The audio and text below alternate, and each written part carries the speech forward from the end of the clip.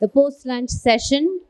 We are all set to start the second half of day 2 of Salon Management Congress 2023 Mumbai edition, and I request you all to settle in, grab a cup of coffee, and don't let that lunch put you to sleep, because we have an exciting lineup for you today.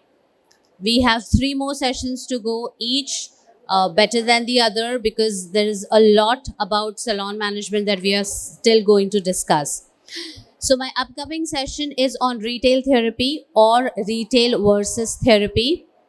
Salon में retail business किस तरह से बढ़ाया जाए, वो salon के लिए क्यों ज़रूरी है, और कैसे आप रिटेल बिजनेस को अपना पैसिव इनकम बना सकते हैं, ये सारी बातें हम अब डिस्कस करेंगे. And for this, I would request my first speaker, Gunjan Taneja, Executive Director, Al's Beauty Clinics and Academies, to join on the stage with me.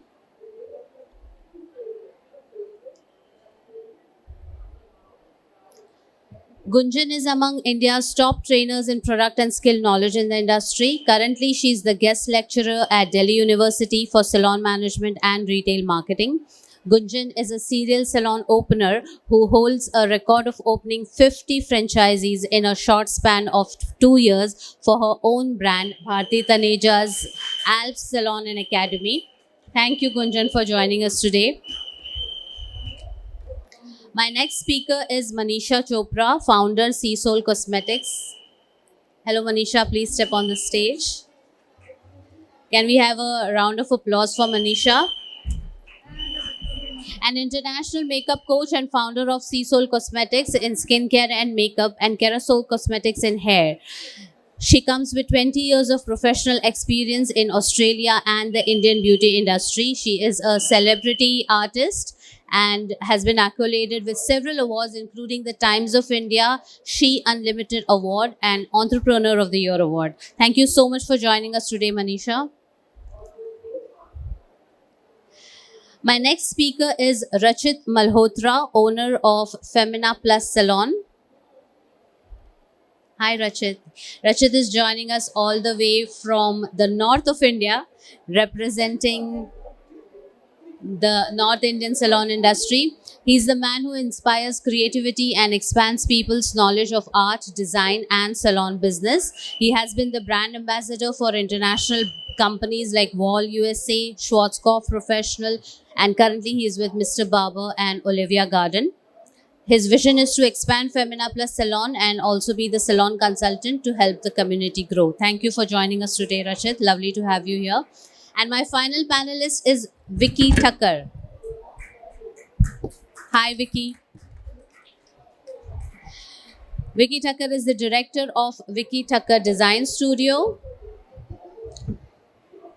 Architect by trade, he is a big name in the wellness and home design industry since last 15 years.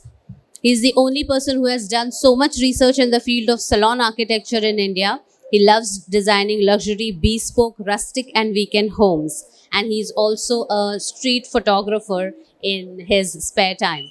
Thank you so much for joining us today, Vicky. So our topic for today is about retail, and I hope each one of you is going to bring really pearls of wisdom for our audience today about retail therapy in salon. I would request you to speak in Hindi as much as possible. जितना हो सके हम हिंदी में आज discussion करते हैं. Okay, so I'll start with you, Gunjan. Salons को हम as ट्रीटमेंट सेंटर्स या सर्विस प्रोवाइडर्स के रूप में जानते हैं, तो फिर इस बिजनेस में रिटेल कहाँ फिगर आउट करता है, क्यों इम्पोर्टेंट होता है? देखिए, जैसे आप बोल रहे हैं कि सैलून को आप एक ट्रीटमेंट सेंटर की तरह रखते हैं, यानी कि जब आप आते हैं हमारे यहाँ पर सैलून में कुछ भी काम करवाने, तो जो भी हम प्रोडक्ट यूज़ करते हैं आपके फेस पे, आपके हेयर पे, जो भी प्रोडक्ट हम यूज़ करते हैं, वही प्रोडक्ट का आगे आफ्टर सर्विस क्या होना चाहिए. यानी कि आप उस प्रोडक्ट में, जैसे आज आपने केराटिन करा, कलर करा, या स्किन पे कोई एक्ने का ट्रीटमेंट करा, फिर बाद में जब आप घर जाते हैं तो आपको क्या फॉलो करना है, उसका आफ्टर में क्या फॉलो करना है, वो एक रिटेल का पार्ट है, यानी कि मैं आपको वो प्रोडक्ट देती हूँ कि ये प्रोडक्ट आपको लेकर जाना है और यूज़ करना है, ताकि आप कुछ और यूज़ ना करें जो उसके एंटाई हो या उससे विपरीत हो। अगर आप उसको कर लेते हैं तो उसी को हम एक साधारण भाषा में रिटेल मैनेजमेंट या रिटेल सेल्स बोलते हैं।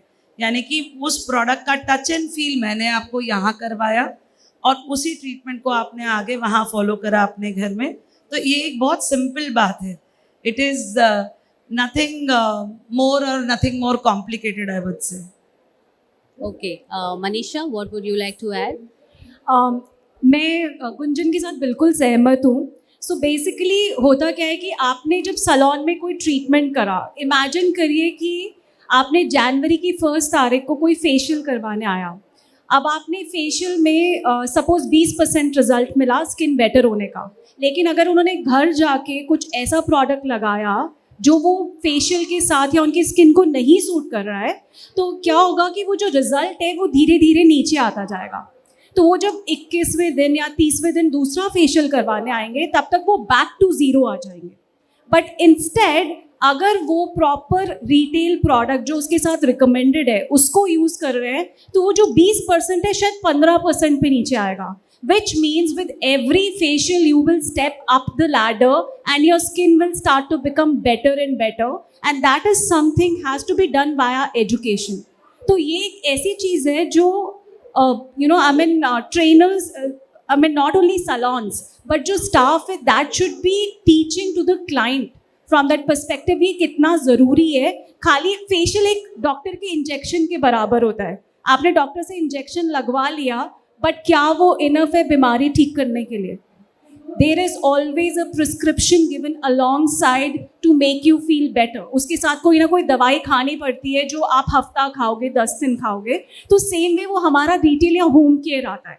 तो दैट्स वाई सेम ब्रांड का या जो प्रिस्क्राइब्ड होम केयर है वो उस तरीके से प्ले करता है। That's why it is very very important. Rachit, do you agree? Hello. So according to me, retail करने से आपका जो सैलून का कहते हैं ना एक कंप्लीट सर्विस पूरी होती है। तो अगर आप पूरे सैलून पे कोई काम करा रहे हो, बहुत ज़्यादा अगर आप सैलून पे आप रहते हो, तो आप ये नोटिस करेंगे कि जितने भी क्लाइंट्स आते हैं वो कहते हैं कि यहाँ पे बहुत अच्छे मेरे बाल लग रहे हैं, पर घर जाके वो फील नहीं आ पाता। सो अगर उनको हेयर स्टाइलिस्ट या सैलून के कंसल्टेंट्स उनको एक्सप्लेन करें कि जो प्रोडक्ट्स हम यहाँ पे यूज़ कर रहे हैं, अगर आप वो सेम प्रोडक्ट्स घर जाके आप यूज़ करोगे, you will get the same feel.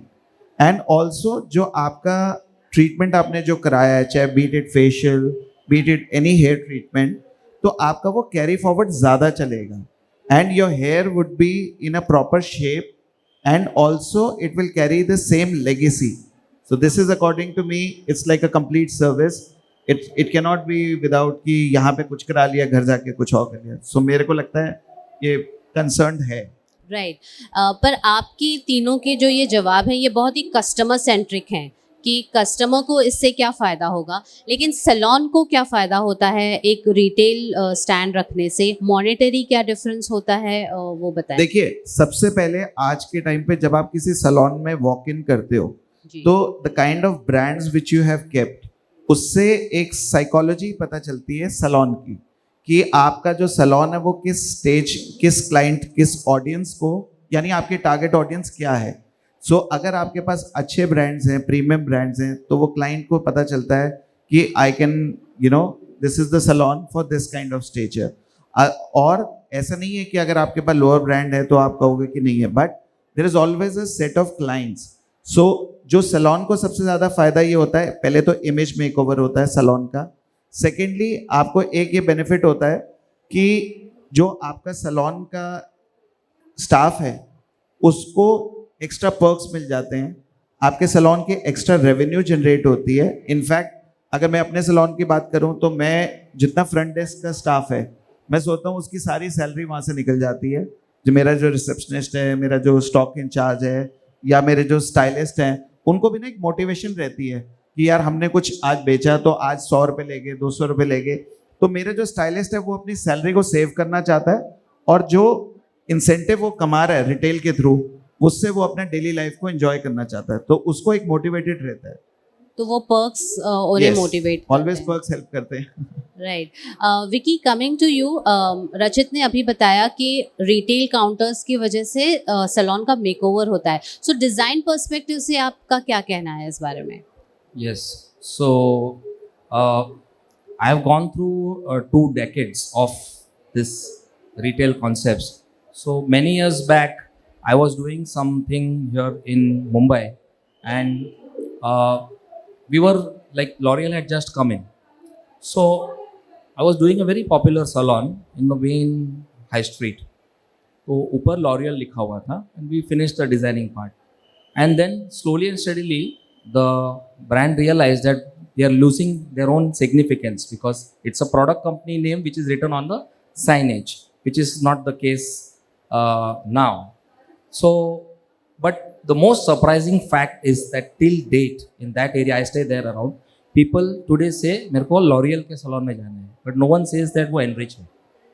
Okay, so that leaves a deep impact, and whether that was correct or incorrect, that's a different thing. So that was one phase. Then came the phase that we will design and keep it more over in the reception area because of the touch and feel, what she said, you know, that stylic centric thing that, you know, coming back, and what he said.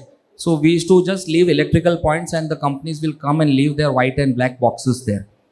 Now, as designs kept evolving and as things moved forward, the salon owners and me and experts like me realized that okay, this is not working because my whole thing is beige, my whole thing is with white cedar, or my whole concept is gray, concrete, but my retail racks are black and white. Then retail companies make it black and white so that it's universal monochromatic appeal. तो हमने फिर क्या start किया कि हम हमारे veneer के laminate के सैंपल्स हम कंपनीज को देते थे कि आपको ये कोड में बनाना है ना. उससे क्या हुआ कि वो कोड में पूरी सिनर्जी आ गई. Or importance of the customer, what she said and what he said, that it is purely on the product because product is the king. No need to highlight on the retail rack which was there previously. So retail rack का importance निकल के product पे attention आ गया, and that touch and feel experience वो आया. उसके बाद we realized that the hierarchy of products is increasing. So hair में 2 types है, उसमें 3 type है, उसमें 4 type है, फिर वो डाइसन का कुछ आया ये वो. So people started keeping at least 6 to 7 details. Then the age came that it's too confusing, बहुत ज़्यादा हो रहा है. So I try to design a consultation table and try to make it near the retail rack so that if I have a bag in hand, I can keep there. Purposely, the stylist will come and keep those 3 products there, which he is suggesting, like a shampoo, conditioner, or a serum. So it doesn't look a hard sell. So you design that thing in such a way that while you are talking, the product is speaking for itself. Then came the age that now we have more than 10 brands. So then we came up with a concept which we recently, last 3-4 years, say, in all the malls, we designed the new kind of racks wherein there are more than 100 brands housed under one salon. So I have spanned through this entire hierarchy, and when I was doing Shine Salon, the most interesting, it was more like a spacecraft, more like a Star Trek theme. And she said that no, I don't want all these things. It was very difficult to fight with these brands who said कि नहीं मेरा significance आना चाहिए. She said no, मेरी design ideology का significance आना चाहिए. तो हमने प्लम्बिंग के पाइप से और वो जो टिन मेटल होता है जो टिफिन का डब्बा, वो मेटल से उनके रैक्स बनाए. And the whole journey of me crossing from that L'Oreal based salon in Matunga to this recent Sephora styling in Enrich. I think it has been a very interesting journey. Sorry, my answer was too long. No, it's perfectly all right. You made some really interesting points. I still have one more question for you. हमारे audience में ज़्यादातर लोगों के पास या तो stand alone salons हैं या 1 या 2 डोर्स हैं. तो इसमें आप क्या सजेस्ट करते हैं कि वो ब्रांड्स के रैक्स आने का वेट करें या खुद के ही डिज़ाइन के हिसाब से शेल्व्स बनाएं रिटेल स्पेस के लिए? Very interesting. So what happens, जैसे जैसे the whole mall segment came in, people used to come out from 1 lakh square feet or 2 lakh square feet ka mall. This was between 2005 and 2010 when all these, Palladiums and Phoenix came up. So when I'm coming out of 1 lakh 2 lakh square feet and I'm going to my stylist, my creative stylist, जिसके पास मैं सालों साल से जा रहा हूँ, लेकिन suddenly मैं इतनी छोटी स्पेस में आ जाता हूँ 400 500, बट उनकी सर्विसेज बेस्ट है. So that whole period was not very good for these startup small salon, but they were more creative than the other brands who are multi-chain. Okay. Yeah. So it has impacted a lot. These smaller spaces like 400, 700, they don't have space. So what happens? The brand wants that their white and black or whatever rack comes. तो पहले 4 feet के आते थे, फिर उन्होंने 42 inch किया, 3.5 foot. फिर उनको लगा कि नहीं, मुझे ये सैलून में भी मेरा रैक रखना है, उसमें भी. तो उन्होंने फिर उसको 2.5 फुट कर दिया, फिर अभी 2 फुट कर दिया, बिकॉज उनको पता है कि एक ना एक कॉर्नर तो मिलेगा ही. सो it has impacted the startup and small salons, because now on an average a 2000 square feet salon has at least 7 to 10 brands, including hard tools, ye wo whatever try everything. So the in spite of them being very creative in terms of their hair and other segments, the mall, the whole aura and the bigger salons and the multi-chain segment has really affected the smaller. So what they should do is, they should not get carried away by the company people. They should have their own design language. आपकी खुद के ही laminate में, आपके खुद के ही उसमें, जैसे कि as what Shine did, that she was very hellbound that मुझे ऐसा ही चाहिए. So just stick to your theme, stick to your story. आपके ही थीम में उसको करिए. आप उसको 12 इंच, सब लोग बोलते हैं कि 12 इंच होना चाहिए, 300 mm होना चाहिए, 350 mm होना चाहिए, बट ऐसा कुछ नहीं है. हमने 6 इंचेस में ही 150 mm में भी रिटेल रैक्स बनाया है. And you don't even come to know that वो जो 300 mm है वो 4 SKUs रखने के लिए. SKUs means the kind of product. So एक प्रोडक्ट 4 बार रिपीट होना चाहिए, एक कंडीशनर 4 बार रिपीट होना चाहिए, एक सेरम 4 बार. बट एक छोटा सैलून ओनर जो होता है, उसको 4 बार रखने के लिए वो स्टॉक महीने का 4 लाख वो इन्वेस्ट करके फायदा नहीं है. तो best thing is make it as per your, क्योंकि उसमें इतने नुक्स एंड कॉर्नर्स होंगे, कॉलम्स होंगे, कुछ AC का पैनलिंग आ गया, उसके नीचे आ गया, अभी क्या करें. So best thing is to stick to basics, do the way your library is, your laminate, your Korean, your PU finishes or whatever. So customize it for Just yourself. customize it, stick to basics, try and keep it more bright and white, so that product again is the king. Thank you Vicky for that detailed answer. Gunjan, coming to you, आप training भी लेते हैं, करते हैं, तो क्या training में ही retail upselling सिखाई जाती है, क्रॉस सेलिंग सिखाई जाती है? दिल्ली यूनिवर्सिटी में ये पूरा एक सेकेंड ईयर का कोर्स है जो मैं पढ़ाती हूँ, और जिसके ऊपर बुक्स है मेरी. तो डेफिनेटली ये सिखाना बहुत ज़रूरी है, क्योंकि देखिए, बोलना सबको आता है, बेचना सबको आ जाता है, कहाँ रुकना है ये बहुत ज़रूरी है. We all know where to start, but none of us know where to stop. This is very very important. जब क्लाइंट अंदर आता है ना, तो उसको आइडिया हो जाए. आज का क्लाइंट अगर हम लेके चलें, आपका क्लाइंट, मेरा क्लाइंट, हर एक को पता है कि जब मैं शैम्पू कराऊंगा, ये मुझे किसी ना किसी तरह रिसेप्शन पे बोलेंगे, मैम ये शैम्पू खरीद लो. तो उसी शैम्पू को कैसे बेचना है, इसका ट्रेनिंग होना बहुत ज़रूरी है. And not only from the brand जो क्वालिटी बता रहा है, but also from your owner जो उसको सॉफ्ट पुश बता रहे हैं. तो सॉफ्टली उसको कैसे पुश इन करना है कि क्लाइंट खुद बोले कि मुझे वो शैम्पू दे दो जो आपने मेरे लिए करा, वो कंडीशनर ही लगाना चाहूँगी मैं जो आपने मेरे पे लगाया, ना कि वो लगे कि ओहो अब ये शैम्पू कर रही है तो अब मुझे ये शैम्पू बेचेगी. होता है हम सबके साथ. तो वो पढ़ना और वो सीखना बहुत ज़रूरी है, that where to start and where to stop. वो रुकना कहाँ ज़रूरी है और शुरू कहाँ होना ज़रूरी. दैट बेसिक अगर आप समझ में आ गया, तो आप प्रोडक्ट को ऑटोमेटिकली हर सर्विस के साथ बेच पाएंगे. That is the basic simple. Gunjan, कहाँ रुकना चाहिए? हम दिल्ली यूनिवर्सिटी नहीं आ सकते, यही बता दो. कहाँ शुरू करना चाहिए? स्टॉल जहाँ मेरी बुक है. कहाँ रुकना चाहिए? वो बुक परचेज करेंगे, सब समझ जाएंगे. तो that's the soft push. But नहीं, जोक्स अपार्ट, देखिए नहीं जोक्स अपार्ट.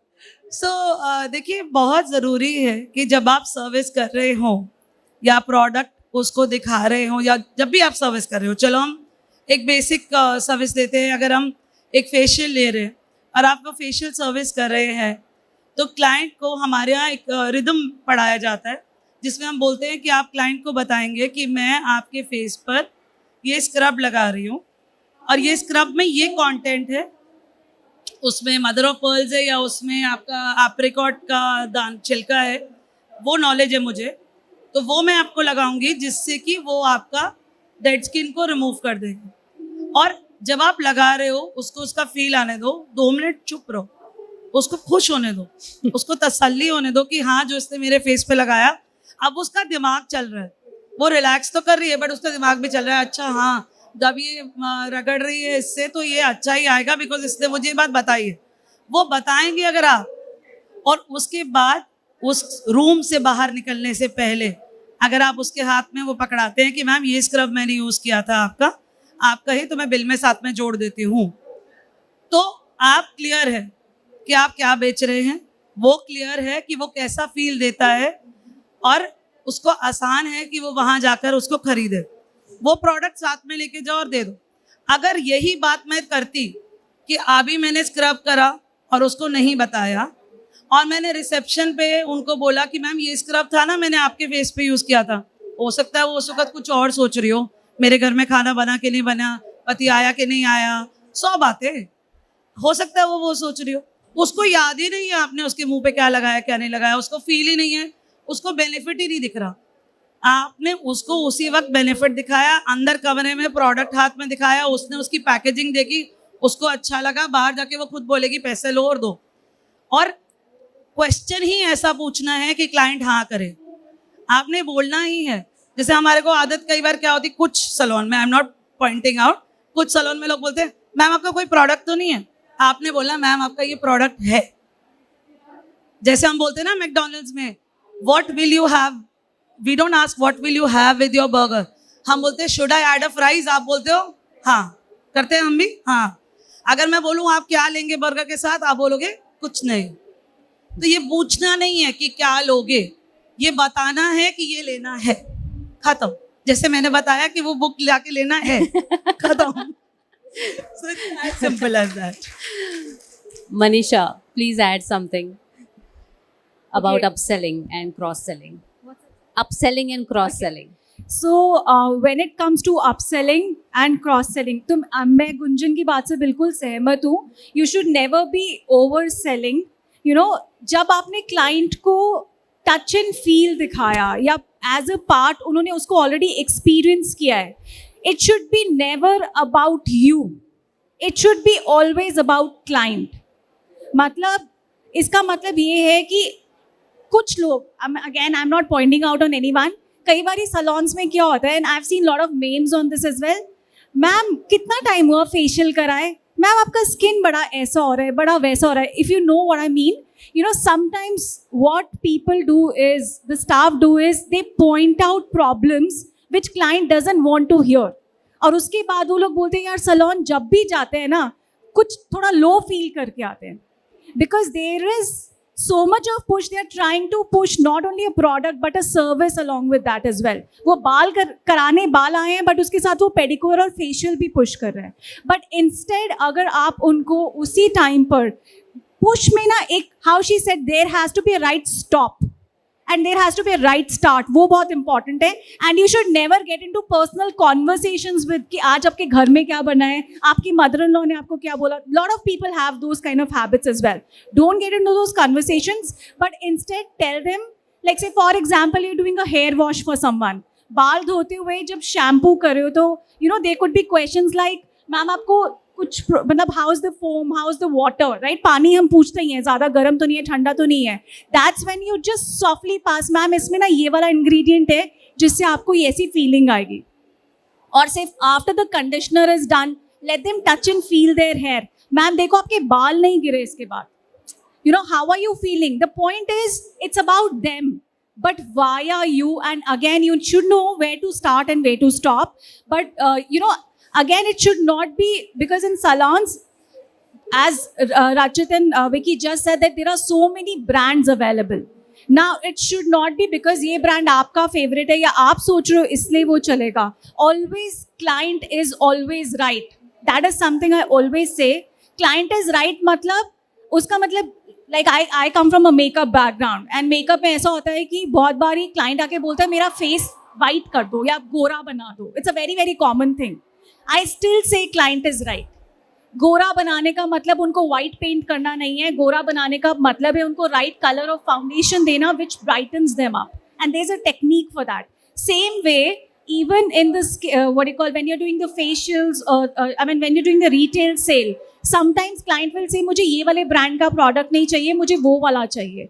तो you need to consult it in a way that they actually understand, they actually you know like why this, उसमें क्या ingredients है, और उसके लिए coming back to it, training both from the brand perspective as well as the salon perspective, दोनों की तरफ से बहुत ज़रूरी है. They should be and thorough training on regular basis. ये नहीं कि एक बार हो गया and खत्म. Training has to be regular basis. There should be mock-up plates where you actually send one of your friends to see how is your team performing, how are they selling it to them, so that you know what is it right. I mean, is it working right or not? And it shouldn't be ever oversold. अगर मुझे कोई आके ऐसा कोई product बेचेगा, you know I would always like I would probably not even go back to the salon कि यार वहाँ पे बहुत ज़्यादा सेल करते हैं, पीछे ही पड़ जाते हैं. And there are so many salons, right? I mean Rachit would definitely agree on that. So that's really a tightrope walk there. बड़ी ही नज़ाकत से सेल करना पड़ता है. एब्सोल्युटली. रचित, आपकी सैलून में if you give a like as a ballpark figure, retail से कितना परसेंटेज प्रॉफिट होता है? See, अगर सीजन की बात करूं तो it's approximately 30-35% it goes up, Okay. And on the off season kind of thing it goes up to 25%, But right? that's a substantial Yeah. number. Yeah. Because one of the reason is कि we don't sell products only. The idea of selling, जो हम लोग ये product बेच रहे हैं, हम हमेशा उसको सर्विस के थ्रू बेचते हैं. तो जब आप क्लाइंट, जैसे मेरे पास एग्जाम्पल कोई क्लाइंट आता है, हम उसको आते ही नहीं पूछते कि कहते हैं कि मेरे बालों पे कौन सा प्रोडक्ट जाएगा, आप मुझे बताइए मैं कौन सा लूँ. तो हम उनको कभी भी बोलते हैं देखिए कोई ज़रूरी नहीं है कि आपको ये प्रोडक्ट सूट करे या नहीं करे, तो why don't you try, why don't you have an experience today. तो हम उनको हमेशा बोलते हैं आज आप पहले एक बार वॉश करा के देखो. और जो मेरा वॉशमैन होता है वो सबसे पहले उनके बालों को डायग्नोस करेगा, उनको चेक करेगा कि आपके बालों में ये प्रॉब्लम है, पहले कंसल्टेशन पार्ट होगा, फिर उनको बताएगा कि इसमें ये इंग्रेडिएंट्स हैं, इसके ये बेनिफिट्स हैं, एंड उनको बॉटल उनके हाथ में पकड़ा देते हैं while we doing a wash. ठीक है, आधा काम तो वहीं हो जाता है, बिकॉज जहाँ पे वो स्टाइलिस्ट का वो ब्रेन खत्म होता है, उसको 2-3 चीज़ें तो पता है, सल्फेट फ्री है, पैराबेन फ्री है, बट इसके आगे उसको जानना बड़ा मुश्किल है. और जब हमने ये नोटिस किया कि स्टाइलिस्ट एक लेवल के बाद वो सारे इंग्रेडिएंट्स नहीं जान पाता, उसमें फर्स्ट नोट क्या है, सेकंड नोट क्या है, थर्ड नोट क्या है, या उसकी ऐसी क्या खासियत है, उसमें है कि ये नहीं है. तो कई बार अगर आप क्लाइंट को वो चीज़ पकड़ा देते हो तो कई बार क्लाइंट ही वो आगे से क्वेश्चन बोल देता है कि आप इसमें तो ये, आप मेरे को वो वाला क्यों नहीं दे देते. तो फिर वो मेरा स्टाइलिस्ट हेल्प कर देता है कि हमारे पास ये वाला भी है, आज आप इसको ट्राई कीजिए. जब वो ट्राई करते हैं तो वो 90% चांस होता है कि वो प्रोडक्ट को लेके जाते हैं. इट्स ओनली 10% वो ना लेके जाएं. बट इसीलिए हमारी सेल बहुत अच्छी है when it comes to retail, क्योंकि जो स्टाइलिस्ट है उसको भी इंसेंटिव मिल रहा है, जो हमारा जो सेल कर रहा है काउंटर वो सेम क्वेश्चन पूछता है, जैसे मैम ने बताया कि should I pack this along with you. We never say कि ये आपका है कि नहीं है, जो हमने यूज़ किया है वो लाके हम बिलिंग के काउंटर पे सामने रख देते हैं कि हमने ये किया हुआ है.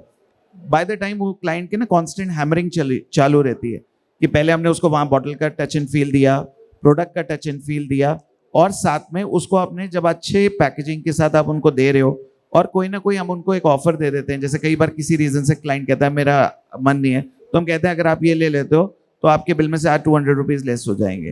ठीक है, एक ऑफर आया हुआ है या ऐसा कुछ है. तो अगर आप कुछ ऐसा इंटरेस्टिंग कर देते हो जो हमारा काउंटर पार्ट करता है, तो उससे अपसेलिंग बहुत ईजी हो जाती है. तो that is the way, because मेरे को लगता है बहुत अच्छा इनकम है सैलून का, फ्रंट डेस्क की कॉस्ट तो वहीं से निकलेगी. एब्सोल्युटली. और आपने अभी बताया कि स्टाइलिस्ट की या फ्रंट स्टाफ की भी उसमें कमीशन होती है when Yes. They are selling, तो इसका क्या परसेंटेज होता है? इसमें हम लोगों ने क्या किया हुआ, हमने बेसिक किया हुआ, we are not into a percentage kind of a thing. हमें ये पता है कि ये प्रोडक्ट अगर 2000 तक का है तो वी गिव अराउंड 100-150 रुपीज़ पर दिस थिंग. और अगर हमारा वो फिगर उसके अलावा 3000 का कोई प्रोडक्ट है तो वी गिव देम 300 रुपीज़. तो ऐसे हमने रखा हुआ 100 रुपीज़ जो काउंटर पे है उनको अलग से मिलता है, क्योंकि स्टाइलिस्ट जहाँ पे वो ब्रेक करता है ना, वहाँ पे वो हेल्प करते हैं उसको करने में. तो अगर काउंटर वाले को भी 50-100 रुपये मिल जाता है, तो वो भी अगर दिन के वो करें तो उनके भी 200-300 रुपये बन जाते हैं कि in order to sell it. तो अगर आप ओवरऑल देखोगे तो आपके स्टाइलिस्ट, आपके वो जो फ्रंटमैन, वो उसको सेल करते रहते हैं। और फिर क्लाइंट का रीऑर्डर भी तो होता है, सिर्फ एक बात तो है नहीं कि आपने एक बार प्रोडक्ट सेल कर दिया और वो फिनिश हो गया। तो हम हमेशा क्लाइंट को ये बोलते हैं कि आप छोटी पैकेजिंग लो, बड़ी पैकेजिंग पे मत जाओ। वन ऑफ द रीज़न है कि हर 2-3 महीने बाद हमें कुछ ना कुछ अपसेल करना होता है। आपने कोई और ट्रीटमेंट कराते हो, कभी कुछ कलर हो रहा है, कभी केराटिन हो रहा है, या कभी कोई आपके बाल फ्रिजी हो रहे हैं, बिकॉज इंडिया में आपको पता है क्लाइमेटिक सिचुएशंस भी बहुत ज़्यादा चेंज होती हैं। और कई बार क्लाइंट बोर भी हो जाता है कोई प्रोडक्ट यूज़ करने के बाद। हम उनको बोलते हैं कि you can try a new one, we have this. So अगर आपका स्टाइलिस्ट डॉक्टर की तरह बिहेव करता है और अलग अलग टाइम पे उनको रिकमेंड करता है, हम कभी ये नहीं बोलते ये वाला शैम्पू अच्छा नहीं है, वे कहते हैं ये अच्छा है बट लेकिन आजकल ये बहुत अच्छा इन चल रहा है लेटेस्ट। बहुत सारे मेरे क्लाइंट्स का बड़ा अच्छा फीडबैक आया है, why don't you have a experience to it.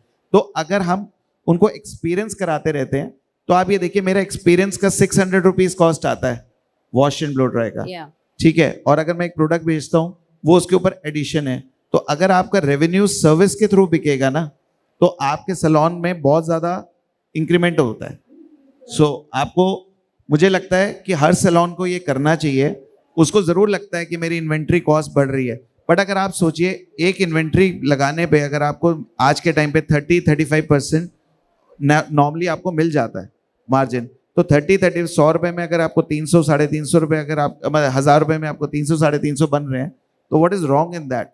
आप देखो ना, 600 रुपये आपने, आपका टारगेट ये होना चाहिए कि मेरी बिलिंग की कॉस्ट कैसे बढ़े। 600 रुपये हेयर कट है, अब मैं उसके बिल की कॉस्ट कैसे बढ़ाऊं। तो अगर आपकी सर्विस कॉस्ट भी बढ़ेगी और आपके प्रोडक्ट्स भी आप अपसेल करोगे तो इट्स फाइन। हम 30% कमा रहे हैं, बट हमें डर लगता है कि हम अपने स्टाइलिस्ट को 5%, 7% नहीं देंगे। मुझे समझ नहीं आता कि वाई। वही तो आपके चैनल पार्टनर्स हैं, उन्होंने ही तो सबसे ज़्यादा बेचना है, राइट। तो दिस इज माय। और उनको इंसेंटिव रहेगा तो नेचुरली इंसेंटिव से ना, वो जितने भी हेयर स्टाइलिस्ट होते हैं, इनको, इनकी साइकोलॉजी क्या है कि हमारी शाम को हमारी जेब में कितना पैसा आ रहा है। जी। मैं आपको फ्रैंकली बता रहा हूँ, इंडिया में इट्स ऑल अबाउट पैकेज। आप पैकेज क्या दे रहे हो उनको, वो जो सैलरी मिलती है वो तो एक बार आपसे नेगोशिएट करके वो कर लेते हैं। उसके बाद सबसे इंपॉर्टेंट रहता है कि वो रात को कितना कर रहे हैं, और फिर हम नेक्स्ट डे आके अप्रिशिएट भी करते हैं। We have a team meeting, हम उनको बताते हैं कि कल का इसका इतना इंसेंटिव, बिकॉज हम ओपनली इंसेंटिव बांटते हैं। तो जब ओपनली इंसेंटिव बांटते हैं तो जो लोग नहीं कर रहे हैं हम उनको पॉइंट आउट करते हैं, क्या हुआ भाई, तूने कल 3 क्लाइंट से बात किया था, why didn't you sell up. तो वो जो 6 लोग लेके जाते हैं ना उनके सामने, तो वो मोटिवेट होते हैं कि यार मैंने तो आज करना है। आप देखो जब नहीं मिलता ना, वो ज्यादा एक्साइटेड होते हैं, नेक्स्ट क्लाइंट आते ही वो उसके पीछे पड़ जाते हैं। So that's the way. Right. Vicky, अभी तीनों एक्सपर्ट्स ने अलग अलग एग्जाम्पल्स बताए हैं कि स्किन केयर, मेकअप और हेयर के प्रोडक्ट्स को कैसे रिटेल बेटर किया जाए। डिज़ाइन पॉइंट ऑफ व्यू से आपको लगता है कि इन तीनों सेगमेंट्स के डिस्प्लेज अलग अलग होने चाहिए ताकि स्टाफ अच्छे से बेच सके? Come again. Do you think the displays of products for these 3 categories should be different so that the staff is able to sell them better? So it depends. What we used to do before that, हम लोग एक beauty या spa room में पहले एक mirror लगाते थे, so that the client she is dressing up again, you know, and lot of times mirror नहीं लगा हुआ है, so that she will go on the hair station and she will show that देखो इधर ये रह गया, इधर वो रह गया, whatever. So we started putting mirrors inside. Now in extension to that what they all say that, you know, beauty room में ये बताना है, वो बताना है. So that is the part which is hard selling or soft selling or, you know, upselling or whatever. But my role starts wherein we can do that without speaking sometimes. So we started using extra clear mirrors. Now normal mirror एक 100-125 का आएगा, extra clear 190 का आएगा. So हमने वो डालने का start किया. The trick is that when you see yourself in an extra clear German mirror, your features are more sharper. So actually मैं क्या कर रहा हूँ as a designer, मैं इनके 25% ग्रोथ में हेल्प कर रहा हूँ, but not in the way that I am speaking. I am not speaking. I have done my job in 90 days and I have left. But that has to help them for the next 5 years. So they will do their best. वो speaking करेंगे, वो ये करेंगे, उनका कुछ अलग है. ये बोल रहे हैं कि you know the stylist, but eventually जो प्रोडक्ट है वो शेल्फ पे है, करेक्ट। इवेंचुअली शेल्फ रिटेल का हम डिज़ाइन करते हैं, but definitely you know the construction part execution is done by someone else. So उसकी जो लाइटिंग है वो बहुत बार क्लाइंट्स बोलते हैं कि ये प्रोडक्ट मैंने लास्ट टाइम जहाँ से लिया था वो ये नहीं है, बिकॉज दे नो दैट विटामिनो का पिंक कलर है, पर अगर मैंने वाइट कलर नहीं रखा है लाइट्स का, ओके, या मैंने मेरे वेंडर को एडवाइस नहीं किया कि कौन सा कलर करना है, तो वो क्या करेगा कि उसमें 4K या डे लाइट लगा देगा। So if someone has gone to Manisha salon, एक प्रोडक्ट लिया है Vitamino, and then someone comes here और समवन गोज देयर, यहाँ पे लाइटिंग परफेक्ट है, बट जब वो और एक सलोन में जहाँ पे लाइटिंग परफेक्ट नहीं है तो उसको लगेगा कि ये डुप्लीकेट है। तो it all comes boils down to where the product is kept, कहाँ रखा गया है, क्या डिजाइनिंग करके रखा गया है। एंड फिर हम लोग ने क्या किया, extra clear mirrors. After a few years I started using on the hair station also. I know it adds to the cost, खर्चा बढ़ जाता है, लेकिन वो करने से एक एडवांटेज हुआ कि when the client is sitting, भले ये बंदा व्हाट शी सेड दैट आपका फेशियल को 45 डेज हो गया है, आपका इसको 2.5 महीना हो गया है, आपका स्किन में स्कार्स आ गया, what ever you know in a very dermatological language, but वो व्हाट शी सेज करेक्ट कि किसी को उसका वो बताना जरूरी नहीं है, मुझे लो फील होता है। How do you do that without telling the client? So that I have done multiple times. It's not that I'm trying to blow my own trumpet, but when you put that extra clear mirror, you will see that client खुद ही पूछ रहा है यार इधर क्या है, because the difference is more than 300% in terms of converting a 190 rupees item from a 105 rupees का item you are using a 225 or 190 वाला, लेकिन the impact is much bigger जो Excel sheet पे डाल के कोई मैं नहीं दिखा सकता हूँ कि ये कितना बिजनेस मल्टीप्लाई हुआ। जैसे these people are experts in terms of analysing their own business, everything is on Excel sheet, but this impact is something which is preconceived at the construction stage, and इसके long term benefits इनको है by doing that. Going forward मैंने सोचा कि काम करते हैं कि मल्टी फंक्शनल सलॉन्स हैं, अभी किधर सेपरेट मेकअप का जोन नहीं है, किधर ये नहीं है, किधर वो नहीं है। So consultation if it is 5000 square feet, तो everything has a separate zone, यहाँ कंसल्टेशन हो रहा है, यहाँ ये हो रहा है। बट व्हाट इफ एक 1000-1200 स्क्वायर फीट के सैलून में भी हम लोग को ये फंडामेंटल करना है। So I started designing multi functional stations. एक ही स्टेशन पे आपका सब चीज़ हो सकता है, because of the LED how the things have progressed in a 7mm profile, I used it with the extra clear. So एक तो वो तो इन्फ्यूज कर ही दिया है वो magic. Now one more magic, you introduce those LEDs on your station, you keep it on when the client has come. Definitely you are going to do evening glam makeup and all that, वो जो quick Friday Saturday makeups होता है, but when you on that light, it's still showing them what is negative on their face, but without telling. बोलने की जरूरत नहीं हमेशा, because अगर आप बोलोगे तो again you know what they said. So these small things over the years, I have done it for myself, I have done it for a lot of people, all the salon owners, and I think it has a very long term result. And coming back to the question that whether you can have separate or not, when it comes to 1000 square feet or 800-900, there's a lot of pilferage. When you try to bifurcate these three zones, कि पेडी का उधर है, skin का इधर है, whatever, the things are picked up by client sometime by mistake or by staff by mistake, and they take it along and then they say sorry गलती से purse में रह गया, whatever. ये एक ड्रॉबैक है. But 2-3 years back I was with someone, and we found out that abroad what they are trying to do is that apart from the main retail areas जहाँ पे main retail है, if the salon is 2500 and above, what you can do is you can put island retails. Island retails means it is off the height of your shoulder, so it's not going to kill the look and feel of your salon. You have to ensure that your salon is seen seamless, start to end सब दिखना चाहिए, but try and introduce यहाँ वहाँ एक दो islands लगा दो. Those islands may have some kind of a decor item or some whatever, but you keep some subtle products there which is like indirectly trying to communicate that when the client is coming out of the spa or beauty room, he or she is seeing those products and then coming to the reception. So this is like something wherein, and 2500 will have 2-3 managers, so उनके control में है. पर अगर वो salon में एक ही manager है तो बियॉन्ड हिज और हर control. So if there are two managers, one is a floor manager and one is at the desk, then they are well in control. They are going, they are talking, they are, ensuring that hospital. So I think these island kind of retail concepts can be introduced if there are salons in Delhi and everywhere in down south which are 5,000, 10,000 square feet. So I think they can have that. And the problem is when you do multi-floor salons like 1,500 ground floor पे है, फिर ऊपर और एक है, फिर ऊपर और एक है, सबसे बड़ा प्रॉब्लम उनको आता है बिकॉज उनका जो फ्रंट डेस्क है वो एक ही है. तो how do you attack that? Elevator ऊपर नीचे जा रहा है, सो एलिवेटर आया तो उधर भी एक छोटा सा कियोस्क है where in some floor manager is there और एक फ्लोर मैनेजर ऊपर है, लेकिन रिटेल नीचे ही है. Yeah. So again, this island retail should be placed on all the floors, but it should be having housing all the products. But सबका एक एक. And it should not look like कि आप hard sell कर रहे हो. It can go with the whole scheme and in a very subtle way वो female या जो क्लाइंट है वो नीचे जाके वो प्रोडक्ट मांग लेंगे.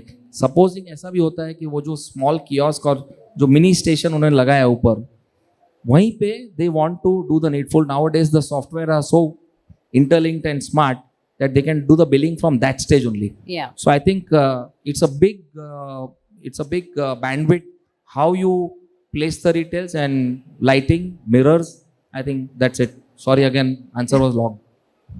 No problem at all. Thank you, Vicky.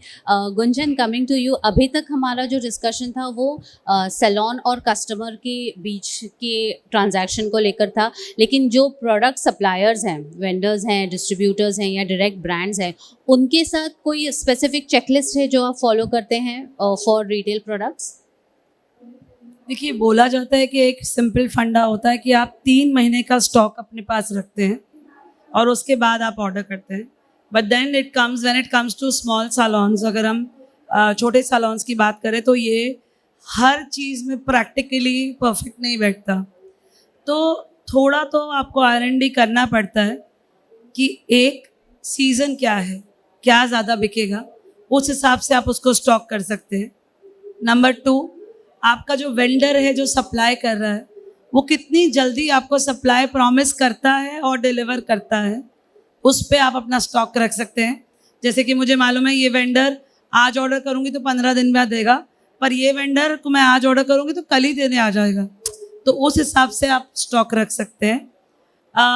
Number 3, you can also think about products की. अभी मैंने प्रोडक्ट पर एक ऑफ़र लगाया तो मुझे मालूम है कि एक के साथ एक मिल रहा है या इसके साथ ये मिल रहा है, तो डेफिनेटली दोनों का आप सप्लाई रखें. आप बोल रहे हैं एक के साथ एक फ्री है और जैसे ही आपने स्कीम शुरू किया प्रोडक्ट ही ख़त्म हो गया, तो बैक एंड में अपना प्रोडक्ट का थोड़ा सा R&D कि समर में आपको पता है सनस्क्रीन बिकेगा और विंटर में आपको पता है बॉडी लोशन बिकेगा, तो वो थोड़ा थॉट प्रोसेस अगर आप रखते हैं तो 3 महीने का सप्लाई रखने की जगह भी आप उसको कर सकते हैं. वरना आइडियली हम हमेशा एक मैथमेटिक रूल निकालते हैं कि 3 महीने का आप सप्लाई रखिए और जो भी आप सप्लाई लाते हैं ऑब्वियसली उसको पीछे रखिए आगे की जगह, ताकि आप आगे वालों को जो पुराने होते जा रहे हैं उसको कंज्यूम करें.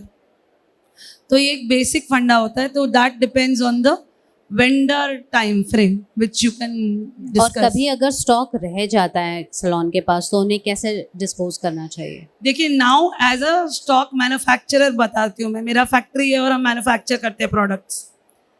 जब हम प्रोडक्ट मैन्युफैक्चर करते हैं ना, उसका एक्चुअली एक्सपायरी डेट 4 साल होता है, तभी हम उसको 3 साल लिखते हैं. अगर 3 साल में, sorry if I am rude, आपको यही नहीं मालूम चल रहा कि आपका प्रोडक्ट कहाँ रखा और एक्सपायर हो रहा है, तो दिस इज़ रॉन्ग.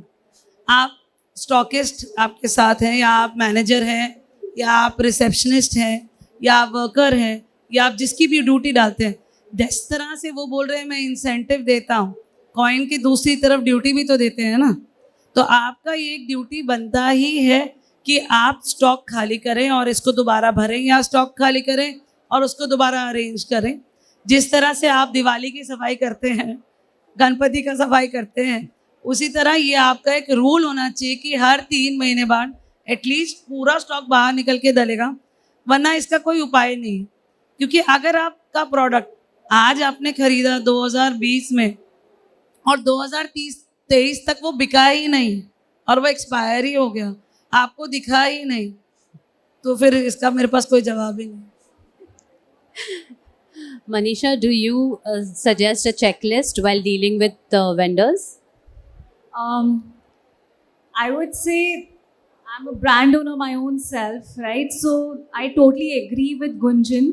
जहाँ पे प्रोडक्ट एक्सपायरी का बात होता है, this is very very important. आपके सलोन में कितना प्रोडक्ट है, किस ब्रांड का और कब से है, वो रिकॉर्ड आपके पास होना बहुत ज़रूरी है. And it shouldn't be like कि जो पुराना स्टॉक आया था वो तो आप रखते जा रहे हो, लेकिन जो नया स्टॉक आया वो आप सेल करते जा रहे हो. And as she rightly said, usually जो एक्सपायरी डेट होता है कोई भी skin care hair care products का या इवन मेकअप प्रोडक्ट्स का, अराउंड 3 साल के आसपास का होता है.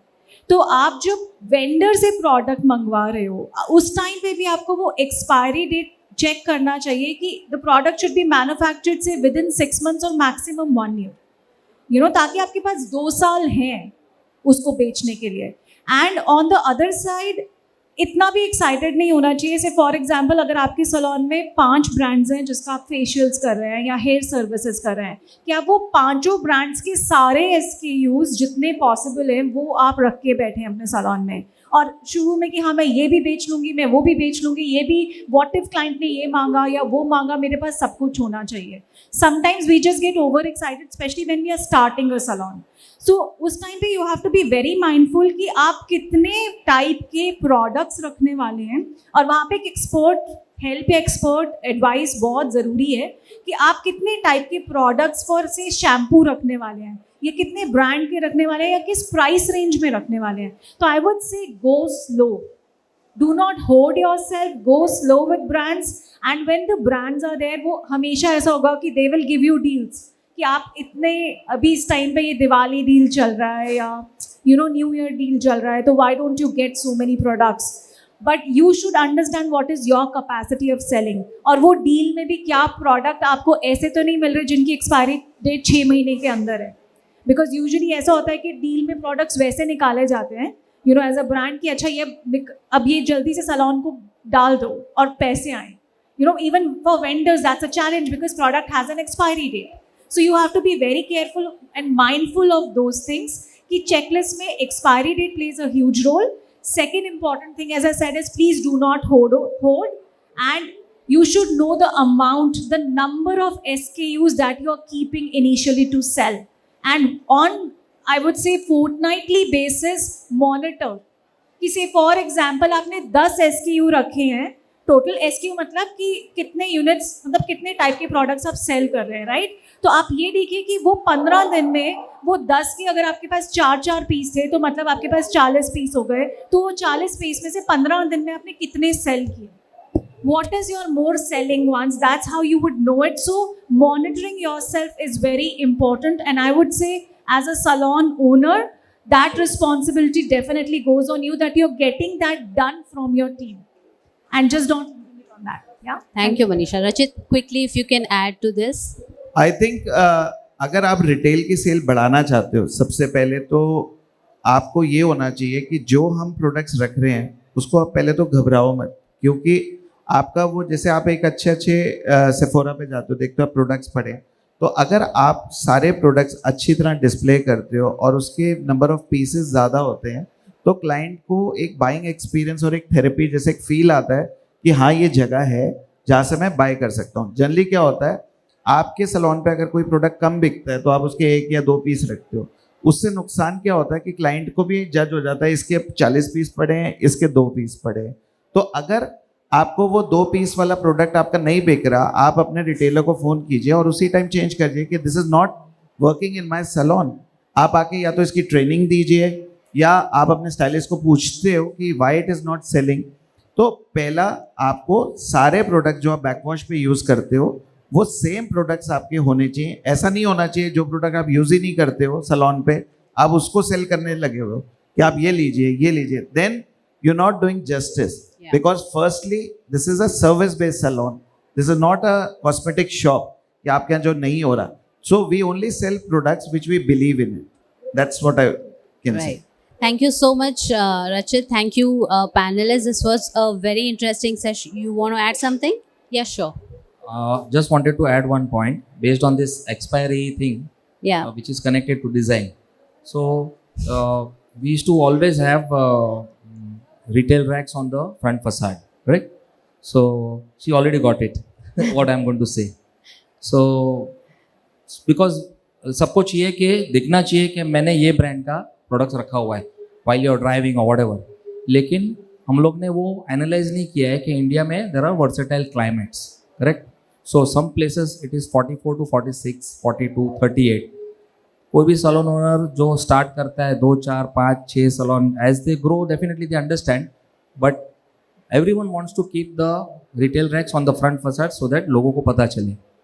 बट बहुत लोगों को मालूम नहीं है कि भले वो 4 साल बोल रहे हैं, ये एक्चुअली 3 साल बोल रहे हैं, बट एक्चुअली वो प्रोडक्ट कभी कभी 15 to 20 डेज में एक्सपायर हो जाता है because it has been kept under such conditions जो इनके मैनुअल में लिखा हुआ रहता है, but we don't follow it.